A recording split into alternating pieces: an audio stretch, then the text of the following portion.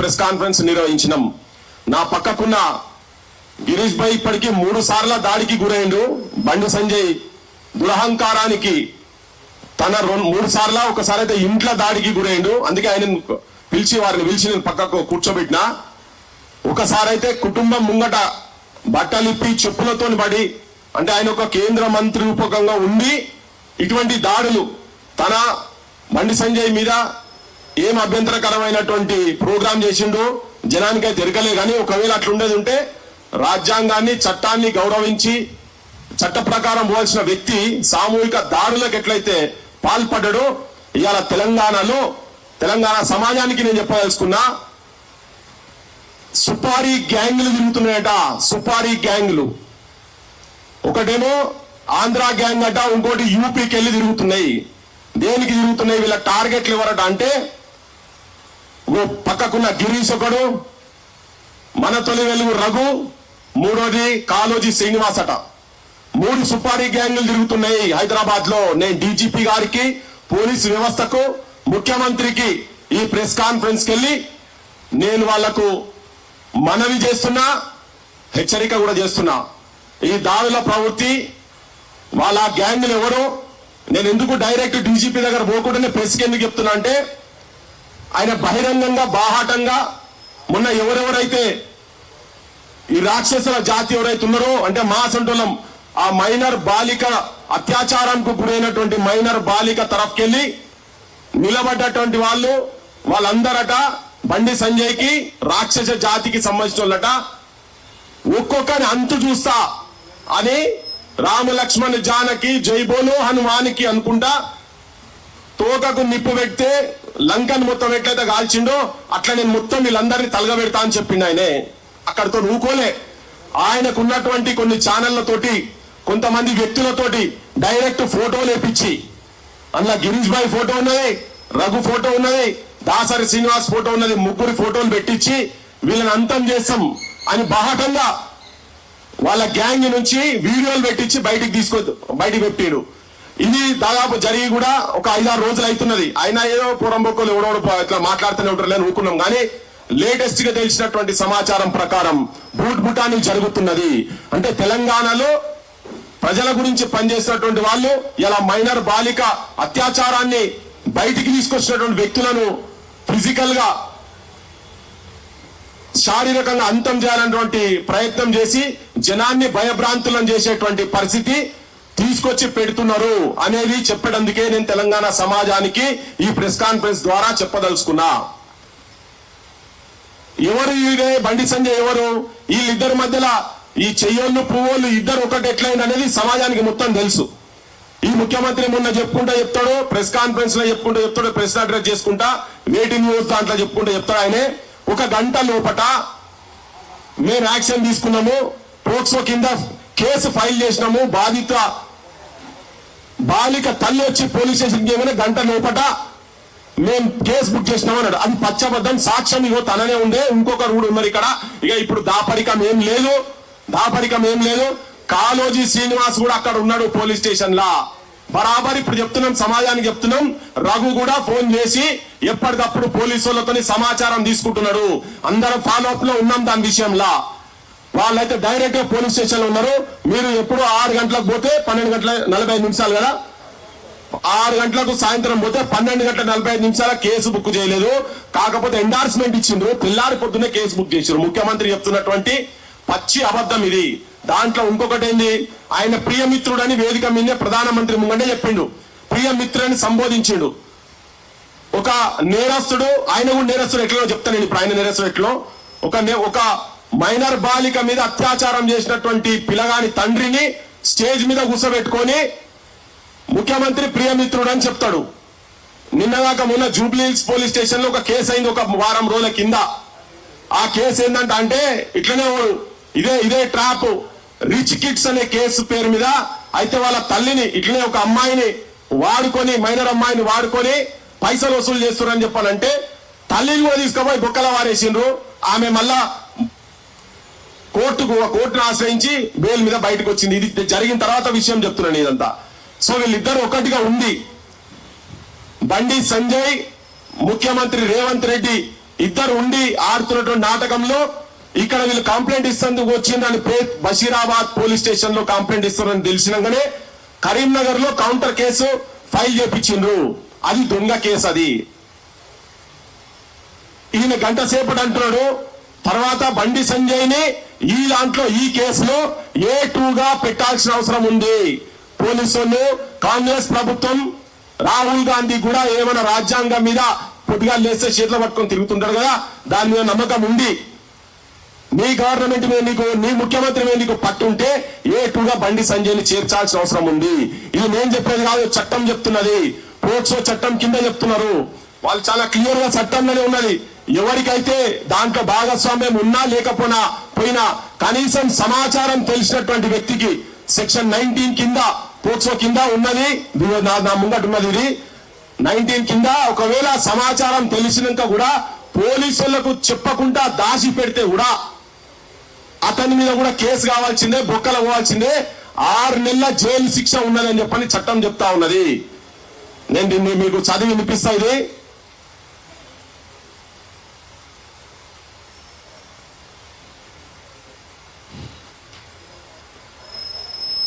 Reporting of offences, ఫిర్యాదు చేయాల్సిన బాధ్యత ఎవరైనా అని, పిల్లలపై లైంగిక నేరం జరుగుతోందని తెలిసినా, ఇప్పటికే జరిగిందని తెలిసినా తప్పనిసరిగా పోలీసులకు లేదా స్పెషల్ జునైల్ పోలీస్ యూనిట్ కు సమాచారం ఇవ్వాలి. లేని పక్షంలో వీళ్ళు కూడా శిక్షార్హులే. బండి సంజయ్ చెప్పిండు. బండి సంజయ్ ఇంటికి బాలిక తల్లిదండ్రులు ఇద్దరు సంగప్ప అనే ఒక మీడియేటర్ ద్వారా, గతంలో కూడా ఆయన మీడియాలో పనిచేసిండు, వాళ్ళ ఇంటికి పోతే నన్ను బెదిరించిండ్రు, భయభ్రాంతులను చేసిండ్రు. పిల్ల క్యారెక్టర్ మీద ఘోరమైన మాటలు మాట్లాడిండ్రు. ఎంతమందితో తిరిగినావు, ఇట్లా ఈ రకమైన భాషలు మాట్లాడిండ్రు. ఇవన్నీ మేము రౌండ్ టేబుల్ పెట్టినప్పుడు చెప్పినాం. ఇట్లా జరిగింది.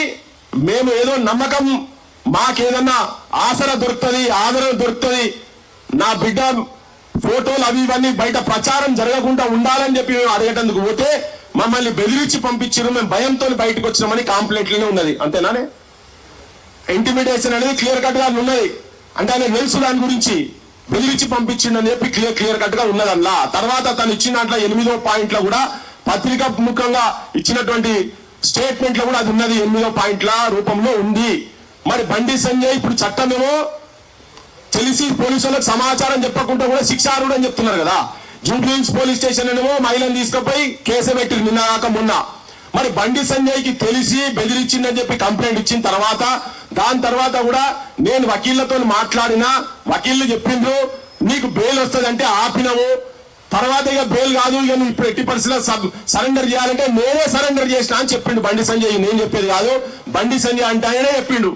అంటే ఆయనకు సమాచారం ఉన్నది, కొడుకును దగ్గర పెట్టుకున్నాడు, 9 రోజులు దాచిపెట్టిండు కొడుకును ఆయన దగ్గరనే ఉన్నాడని. వీళ్ళ మధ్యలో గవర్నమెంట్ కు వీళ్ళ మధ్యలో ఒక డాక్టర్ ఉన్నాడు. ఆయనే, నేను మొత్తం పేరు మళ్ళీ చెప్తా కానీ, డాక్టర్ సిఆర్ ప్రసాద్ ఆయన పేరు, మొత్తం పేరు చెప్తా.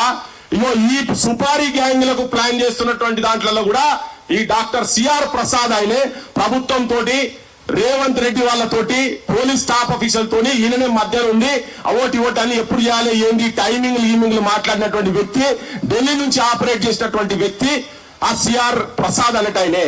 ఇగో వీళ్ళందరూ ఎవరెవరు, వీళ్ళందరూ ఆ పిల్లగానికి రక్షణ ఇచ్చినటువంటి వాళ్ళు, వాళ్ళందరి మీద కూడా కేసులు పెట్టాల్సిన అవసరం ఉన్నది. ఇది ప్రాపర్ ఎంక్వైరీ జరుగుతలేదు.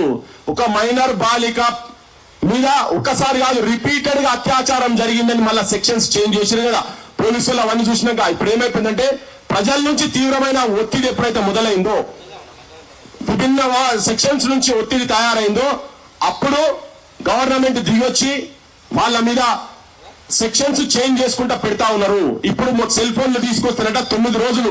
మరి దాంట్లో ఉన్నటువంటి అంతకుముందు ఏం చెప్పారు కోర్టుకు, మొత్తం మా దగ్గర అంత సమాచారం ఉన్నది, మేమంతా జనానికి ఇస్తాము, కోర్టుకి ఇస్తాము, జనం చూపిస్తామని చెప్పి మైనర్ బాలిక మీద అత్యాచారం జరిగినట్టు బాలిక ఫోటోలు పేర్లతో సహా హనీ ట్రాప్ అనే దాంట్లో నీ కొడుకు ఈయన బండి సంజయ్ కనుసలలో వాళ్ళ అడ్వకేట్లు ఇచ్చినటువంటి సజెషన్లలో పోలీస్ స్టేషన్ లో పెట్టిరు. తర్వాత బయట సోషల్ మీడియా కూడా ఇచ్చిండ్రు. వాళ్ళ మీద కూడా కేసు పెట్టాల్సిన అవసరం ఉంది. ఇవాళ ప్రజాపక్షాన ఉంది, బాధితుల పక్షాన ఎవరున్నా వాళ్ళని చంపుతామని చెప్తున్నారు కదా. ఇదే సంపుడు పంచం కనుక అనుకునేది ఉంటే మీ చదువు ఎంత, మీ శక్తి ఎంత నాయన.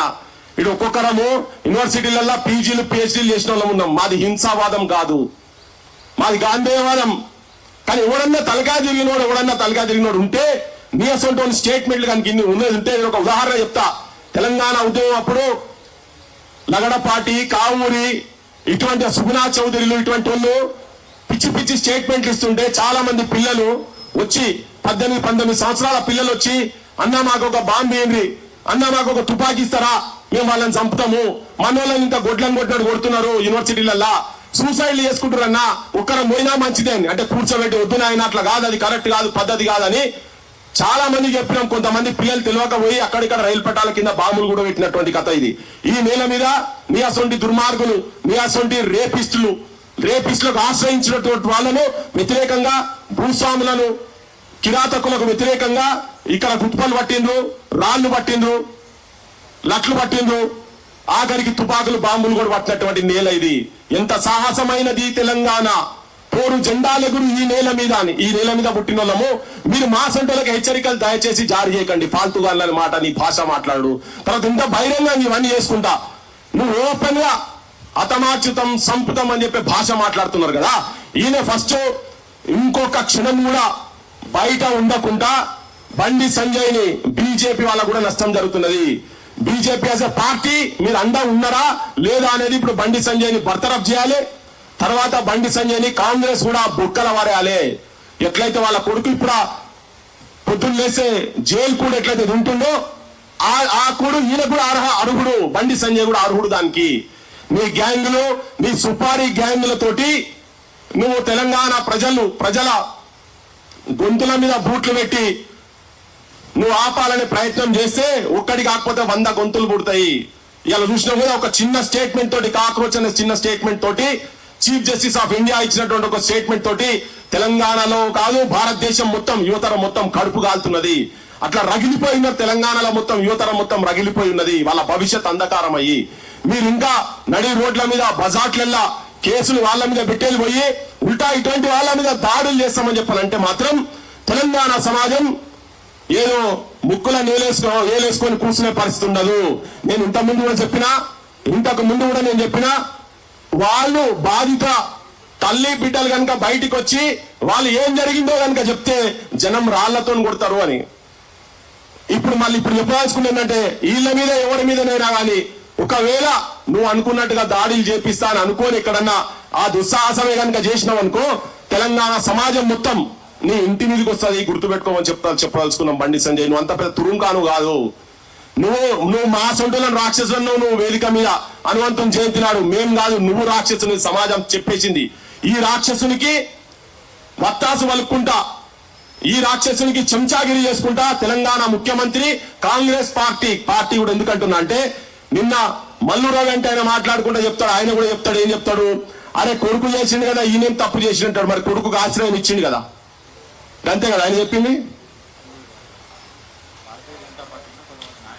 భారతీయ జనతా పార్టీలో కూడా చాలా మంది నాయకులు వాళ్ళు కూడా అసహనానికి గురవుతున్నారు. నిజం కూడా ఇప్పుడు వ్యక్తిగతంగా చాలా మందికి నచ్చొచ్చు, నచ్చకపోవచ్చు, కానీ వాళ్ళు ఐడియాలజికల్ గా డిఫరెంట్ ఉన్నా కానీ దాంట్లో ఉండి త్యాగం చేసి అసలు చరిత్రలో వాళ్ళ పేరు లేకుండా పోయిన వాళ్ళు చాలా మంది ఆర్ఎస్ఎస్ కావచ్చు, ఏబీవీపీ కావచ్చు, ఇంట్లో తిరిగినటువంటి వాళ్ళు, నేను యూనివర్సిటీలో చదువుకున్నప్పటి వాళ్ళు కూడా ఇప్పటికీ కూడా అప్పుడు ఎదురొడ్డి తిరుగుతున్నటువంటి వాళ్ళు కూడా ఇప్పటికి కూడా ఏం కాలేదు దాంట్లో. కానీ ఒక రోడ్ సైడ్ రోమియోని తీసుకొచ్చి కేంద్ర మంత్రి పదవి స్థాయిలో కూర్చుండబెట్టి ఆ పార్టీకి మీ వ్యక్తిత్వాలకు పార్టీ ఐడియాలజీ కూడా దెబ్బతీసేటువంటి స్థితిలో ఇలా బండి సంజయ్ ప్రవర్తన ఉన్నదని చెప్పి చాలా మంది ఆ పార్టీలో కూడా ఇబ్బంది పడుతున్నారు, బాధపడుతున్నారు.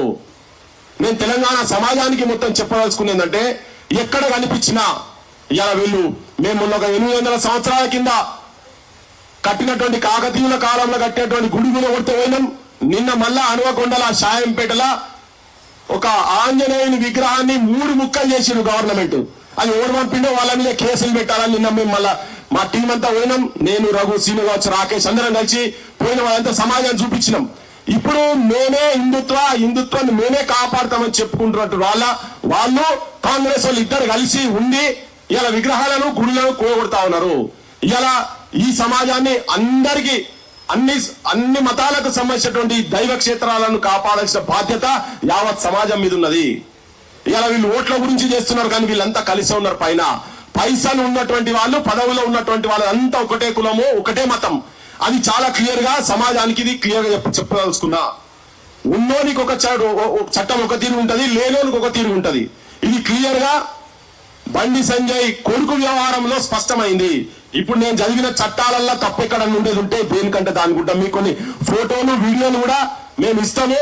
ఎవరెవరైతే వార్నింగ్లు ఇచ్చి బయట మాట్లాడుతున్నారో వాళ్ళు, తర్వాత ఎవరెవరి మీడియా ఛానళ్లల్లా ఎవరెవరైతే ఆ మైనర్ బాలిక డీటెయిల్స్ ఎవరెవరైతే బయట పెట్టిండ్రో వాళ్ళ మీద మాట్లాడిన అందరి మీద కేసులు పెట్టాలి. ఇప్పుడు ముఖ్యమంత్రి మాట్లాడితే ఏం మాట్లాడుతుందంటే ఇంకొక రాజకీయ పార్టీ గురించి మాట్లాడుతున్నాడు. ఆయన ఇంకో రాజకీయ పార్టీ మాజీ పోలీస్ అధికారి ఇంకో వేరే పార్టీకి వెళ్ళి బీఆర్ఎస్కి వెళ్ళి మాట్లాడుతున్నటువంటి వ్యక్తి మీద మాట్లాడుతున్నాడు, వ్యక్తిగతంగా మాట్లాడుతున్నాడు. సరే, ఆ పార్టీలప్పుడు 100% ఇవి జరిగినాయి. వాళ్ళ పార్టీలప్పుడు కూడా బీఆర్ఎస్ పాలనలో కూడా మైనర్ల మీద జరిగినాయి. నిన్నగాక మొన్న డ్రగ్స్ కూడా దొరికింది కదా, వాళ్ళు కూడా నిజంగా కూడా మరి వాళ్ళ పార్టీలకు వెళ్ళి బర్తరఫ్ చేయలే. కానీ వాళ్ళు కూడా చేస్తున్నారు కాబట్టి మేము చేస్తున్నాం అంటే ప్రజల పక్షాన ఉన్నటువంటి మేము మాత్రం ఊకునే పరిస్థితి లేదు. మీరు మీద నీ నెత్తి మీద మచ్చలేదా అంటే నీ నెత్తి మీద మచ్చలేదా, నువ్వు తినలేదా అంటే నువ్వు తినలేదా, నీ ప్రభుత్వంలో రేపు జరగలేదా అంటే నీ ప్రభుత్వంలో జరుగుతలేవా అని మీరు పంచాయతీ పెట్టుకొని దీన్ని ఇష్యూను డైవర్ట్ చేయకండి. ఇలా ప్రజల పక్షాన ఉన్నటువంటి వాళ్ళు మా బోటోళ్ళము బయట సంఘాలు చాలా మంది కొట్లాడుతున్నారు. విద్యార్థి సంఘాలు, మహిళా సంఘాలు, డిఫరెంట్ వాయిసెస్ బయట వినబడుతున్నాయి. సో ఈ పార్టీల పంచాయతీ కాదు ఇది. ఎందుకంటే నేను నిన్న చిన్న విచిత్రంగా విన్నా, ఈ పోలీస్ ఆఫీసర్ పెద్ద మంచి భాష నేను మాట్లాడలేప్పుడు కానీ ఇప్పుడు మాట్లాడాల్సి వస్తుంది. అంతకుముందు టెలిఫోన్స్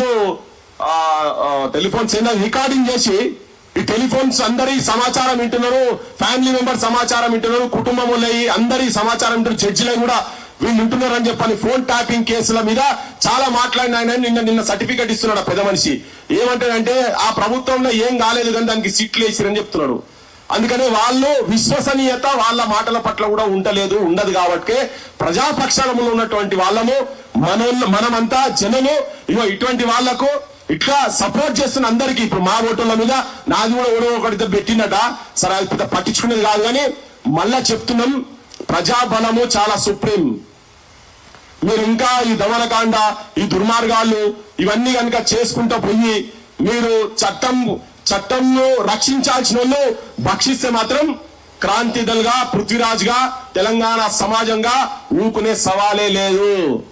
ఒక్క దాడి జరిగితే గుర్తుపెట్టుకోండి, మళ్ళా చెప్తున్నా రిపీటెడ్ గా, ఈ ముగ్గురు మీద ఈగ వాలినా గాని, ఆల్రెడీ తన మీద 3 సార్లు అయింది, ఈగ వాలినా గాని నిద్రపోకుండా మేమే దీక్ష తీసుకుంటాం, మేమే నినాదాలు ఇచ్చుకుంటూ పోతాం. జై శ్రీరామ్ అని చెప్పని కార్ సేవ ఎట్లయితే అక్కడ జరిగిందో అయోధ్యలో, అట్లా మీ ఇళ్ల కాడికి వస్తామని చెప్పదలుచుకున్నా. కార్ సేవలు మీ ఇళ్ల మీదకి వచ్చి చేస్తాము.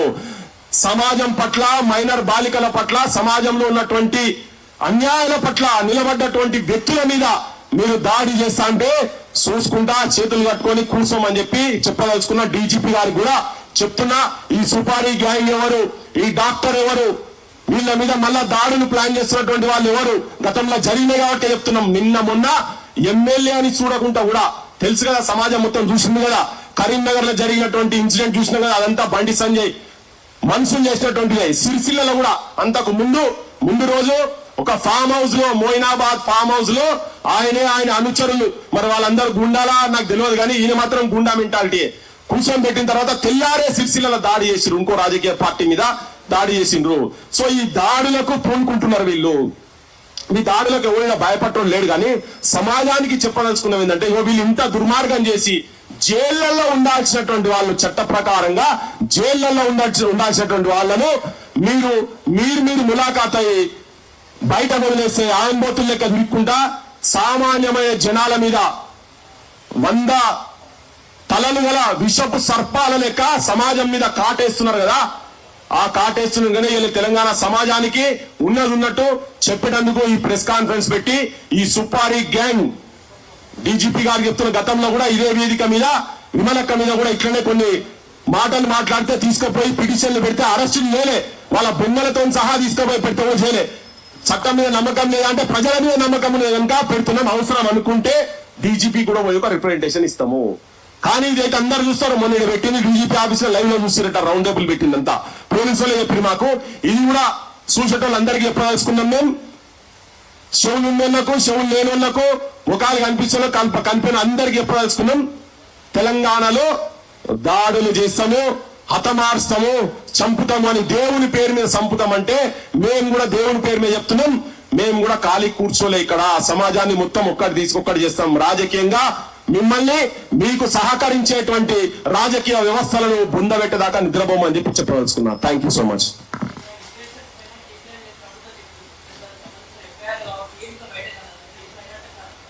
ఇప్పటిదాకానైతే ఇన్ఫ్లుయెన్సర్ మీద కేసులు పెట్టలే కదా, బయటికి రాలే. ముఖ్యమంత్రికి ఇక్కడితో అయిపోయిందని చెప్పి చేతులు దింపుకుంటున్నారు కదా. కాదు, ఇప్పుడు క్లియర్ చెప్తున్నాం. బండి సంజయ్ చెప్పిండు. బండి సంజయ్ కోర్టులో వేసినటువంటి పిటిషన్ లో కూడా మైనర్ బాలిక అని ఆయననే రిఫర్ చేసిండు.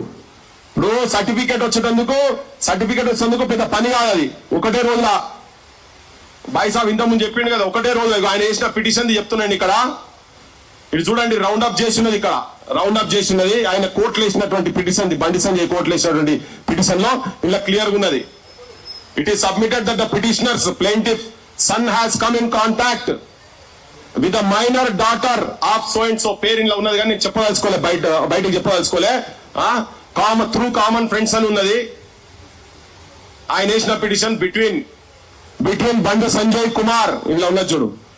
ఇది ఆయన సబ్మిట్ చేసిన దాంట్లోనే ఉన్నది, పెట్టిండు. కేవలం కాంటాక్ట్ ఉంటేనే ఎప్పుడో చెప్పిండు కదా. ఇది అరెస్ట్ కాక ముందు చేసినటువంటిది ఉన్నది ఇది. మరి ఈయనకు మొత్తం సమాచారం తెలుసు కదా. ఇప్పుడు నేను చెప్పిన దాని ప్రకారంగా, చట్ట ప్రకారంగా సమాచారం తెలిసినా గానీ పోలీసు వాళ్ళకి చెప్పాలి. ఈయన దగ్గర పెట్టుకోవద్దు సమాచారం. మరొక కేంద్ర మంత్రి బాధ్యత ఉన్నటువంటి, ఒక బాధ్యతాయుతమైనటువంటి స్థానంలో ఉన్నటువంటి వ్యక్తి పోలీసు వాళ్ళకి చెప్పాలి కదా, నా కొడుకు ఇట్లా అమ్మాయితో, మైనర్ అమ్మాయితో ఇట్లా తిరిగిండు అని చెప్పాలి. వాళ్ళ ఇంటికి ఎప్పుడో ఏప్రిల్ 22 కదా, ఏప్రిల్ 22 ఏప్రిల్ 23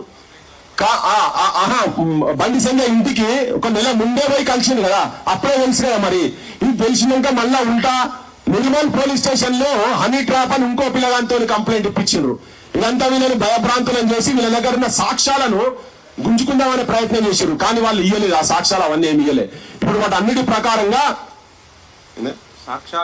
సాక్ష్యాలు ఇలా కొత్త కేసు పెట్టిరన్న, మీరు చూస్తే సాక్ష్యాలు ధ్వంసమైనవి అని చెప్పి కొత్త సెక్షన్ పెట్టారు. మళ్ళా ప్రెస్ లో మొత్తము కంప్లీట్ గా ఓవర్వెల్మింగ్ ఎవిడెన్స్ ఇచ్చింది మళ్ళీ వీళ్ళే. ఓవర్వెల్మింగ్ ఎవిడెన్స్ అంతా ఇచ్చింది మీరే. నువ్వు అన్నం తినిపిస్తున్నావా అవన్నీ పక్కకు పెట్టు, ఇచ్చింది మీరే. సో ఐడియలీ యాక్సెప్ట్ చేసింది కూడా మీరే. సో మీకు ఎవరు సజెషన్ ఇస్తున్నారు, ఏమి ఇస్తున్నారు అనేది మాకు తెలియదు, కానీ హనీ ట్రాప్ కేసులో పెట్టి ట్రాప్ అయింది కూడా మీరే. ఇలా ఎవిడెన్స్లు మొత్తం ఇచ్చి పాక్సో చట్టాన్ని ఉల్లంఘించింది మీరే.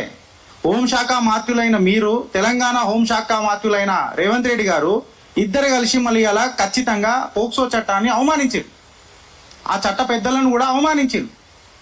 ఎవిడెన్స్ మొత్తము కంప్లీట్ గా వీళ్ళే బయట పెట్టుకున్నారు. And last but not the least అన్న, ఇలా ఫోన్ లో ఎవిడెన్స్ అంతా తీసేసారు. ఇవాళ ప్రెస్ క్లబ్ లో నుంచి పృథ్వన్నను గిరీషో మాట్లాడే విషయాలు కావు ఇవి. పోలీసులు సెక్షన్లు కొత్తగా పెట్టిన అంశాలే మేము మాట్లాడుతున్నాం. సెల్ ఫోన్లు మొత్తం ఖాళీ అయిపోయినాయి.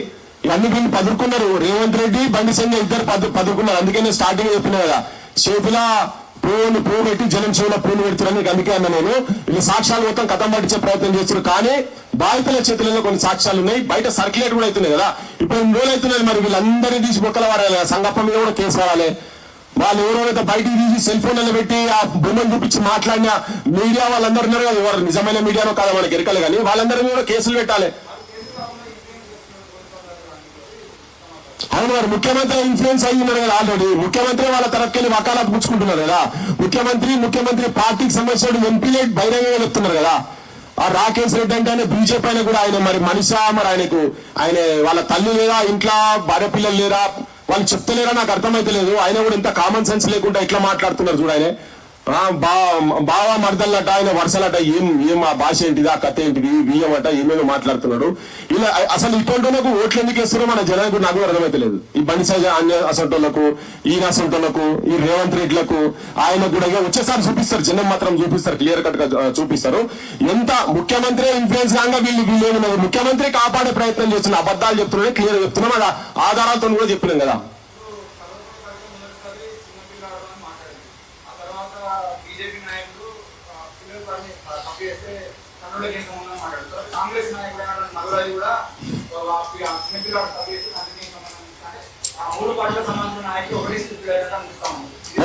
వాస్తవమే కదా మరి. కల్వకుంట కవిత మీద అట్లే చెప్పింది కదా, పాపం ఏం తెలియదు, బిస్కెట్ ఇస్తే రాదు, చెప్పిన చాక్లెట్ ఇస్తే గురగాల్లో కురకాల సపరిగాల తెలియదు, చీక్లెట్ ఇస్తే కూడా కురకాల సపరిగాల మింగాల తెలియని మనిషిని పాపము ఈమె అటువంటి చూసింది.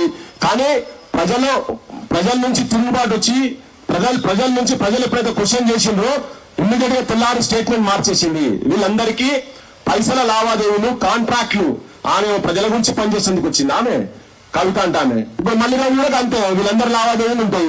ఇప్పుడు కవిత కూడా ఆమె కేసు ఆమెకున్నది, ఆడ లిక్కర్ కేసు ఉన్నది, లిక్కర్ కేసులో ఏడ దొక్కుతారని ఆమెకున్నది. ఈయన కూడా ఓటుకు నోటు కేసులో ఏడనని బుక్కల వాడేస్తారని రేవంత్ రెడ్డి పోయి ఓ కాళ్ళ చుట్టూ తిరుగుతున్నాడు. ఆయన మోడీ కాళ్ళ చుట్టూ, బండి సంజయ్ కాళ్ళ చుట్టూ తిరుగుతున్నాడు. దీంట్లో ఇంకొక కోణం కూడా ఉన్నాయి, నేను నెక్స్ట్ దాంట్లో చెప్తా. ఇలా మన ఆంధ్ర నాయకత్వం సార్లది కూడా చాలా పెద్ద పాత్ర ఉన్నది. బండి సంజయ్ కి బాగా విపరీతమైన సపోర్ట్ బేస్, ఇంకా కొద్దిగా నేను ఆధారాలు తీసుకుంటా. ఢిల్లీలో వీళ్ళకి ఏమేమి నడుస్తున్నది చక్రం, నారా చంద్రబాబు నాయుడు అంటే ఆయన కూడా దీని ఎన్నిక ఎట్లెట్లా ఉన్నాడు అనేది నేను తర్వాత చెప్తాను. నేను దాన్ని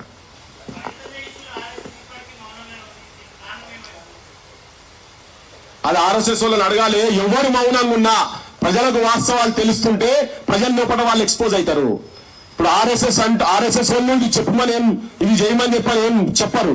కానీ బాధితుల తరఫుకెళ్ళి మాత్రం వాళ్ళు కూడా సపోర్ట్ ఉండాల్సిన అవసరం ఉన్నది. నిన్న నేను ఒక లెటర్ చూసిన, ఆ లెటర్ లో వాళ్ళు ఏం చెప్తారంటే, మా మీద మాకు బండి సంజయ్కి లింక్ దానికి ఎవరన్నా కడితే వాళ్ళ మీద మేము చట్టరీత్యా చర్యలు తీసుకుంటామని చెప్పని ఒక లెటర్ చూసిన నేను నోటి. అదే విధంగా మీరు కూడా బాధితుల తరఫుకెళ్ళి మేము ఉన్నాము, అవసరమైతే బాధితులకు రక్షణ ఉంటాము, మేమే అవసరమైతే బండి సంజయ్ని మంత్రి పదవి నుంచి బర్తరఫ్ చేయాలి, ఏ1 బండి భగీరథ ఎట్లున్నాడో ఏ2 బండి సంజయ్ ఉండాలి అని మేమే కొట్లాడతాం, సంగప్ప అంటోడుకు ఉండాలని చెప్పని మేమే కొట్లాడతామని ఆర్ఎస్ఎస్ కావచ్చు, బీజేపీ కూడా ముందుకు రావాల్సిన అవసరం ఉందని చెప్పి నేను చెప్పదలుచుకున్నా.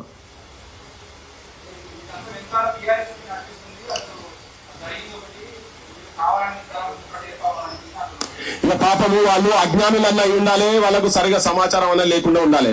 పృథ్వీరాజ్ అంటోడు టిఆర్ఎస్ ఆఫీస్ మీద 2001లో ఆయన ఆలోచన విధానాన్ని వ్యతిరేకించి ఆఫీస్ మీద 2 DCMల విద్యార్థులతో కలిసి దాడి చేసి బయటకు వచ్చి ఆ రోజు నుంచి నేను ఆయన గడప దొక్కలేదు. ఇక నన్ను కూడా బీఆర్ఎస్ కంట కడితే ఇక బడే ఉన్నారు భయ్. నేను ఎక్కడ వాస్తవం అనిపించి ఎక్కడ నిజం అనిపిస్తే అది మాట్లాడతాం. ఓకే, ఇప్పుడు బీఆర్ఎస్ వాళ్ళు మాట్లాడిండ్రు, బీఆర్ఎస్ వాళ్ళు హయాంలో కూడా ఇవన్నీ మాట్లాడినాయి కదా, నేరేళ్ళది కూడా మొన్న కూడా మాట్లాడినాం కదా. ఇవన్నీ వాళ్ళ మీద వాళ్ళు చేసేటి అన్ని కూడా మాట్లాడుతున్నారు. వాళ్ళు ఎవరు ఇక్కడ నెత్తి మీద ఎత్తుకొని ఎవరు తిరుగుతలేరు కదా ఇక్కడ. అసలు ఇక్కడ ఇవన్నీ పక్కకు పడేసి బాలిక కంప్లైంట్ అత్యాచారం జరిగిందని ఇచ్చిన తర్వాత దాని మీద యాక్షన్ తీసుకోవాలి అంతే.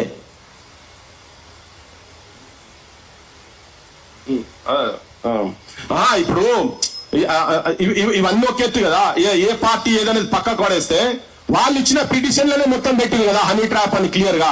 ఇంకోటి ఏంది, ఇప్పుడు ప్రజా ఉద్యమాలు ప్రజల నుంచి వ్యతిరేకమైనటువంటి ఆలోచనలు వస్తున్నాయి, వ్యతిరేకత వస్తున్నాయి అని చెప్పని ఆ హనీ ట్రాప్ అనేది పక్కకు పడేసారు. లేకపోతే నిర్మల హనీ ట్రాప్, కరీంనగర్ కూడా హనీ ట్రాప్ కేసు కింద బుక్ అవుతుంది కదా. బీఆర్ఎస్ వాళ్ళు ఎంత, నేను ఇప్పుడు చెప్తున్నా పాటు, బీఆర్ఎస్ వాళ్ళు నిజాయితీగా లేరబ్బా. ఇలా ఎందుకు నిజాయితీ లేరు అంటే వాళ్ళు ఒక పార్టీ ప్రోగ్రామ్ టేకప్ చేస్తలేరు. ఇది ఒక అంశం వచ్చింది కాబట్టి ఒకరిద్దరు బయటకు వచ్చి మాట్లాడుతున్నారు. ఎందుకు మొత్తం వాళ్ళ ఎమ్మెల్యేలు ఉన్నారు రోడ్ల మీదకి ఎందుకు వస్తలేరు? ఎందుకు బండి సంజయ్ని బర్తరఫ్ చేయాలని ఎందుకంటలేరు? బండి సంజయ్ని ఏ2గా పెట్టాలని ఎందుకంటలేరు? సంగప్ప అంటోని ఏ3గా పెట్టాలని ఎందుకంటలేరు? నేను చెప్పిన డాక్టర్ ఎవరో వాళ్ళ డీటెయిల్స్ ఇవ్వాలని చెప్పి ఎందుకంటలేరు? వీళ్ళందరూ నువ్వు మాట్లాడినట్టు చేయి, నువ్వు మొత్తుకున్నట్టు చేయి, నేను చేసేది చేస్తా అన్నట్టుగా. అందుకే చెప్పిన కదా, మనం తిట్టుకున్నాం, మనం తిట్టుకున్నాం, వీడు నకిలీగాడు పారిపోతాడు ఇళ్ళకెళ్ళి అన్నట్టు ఉన్నది.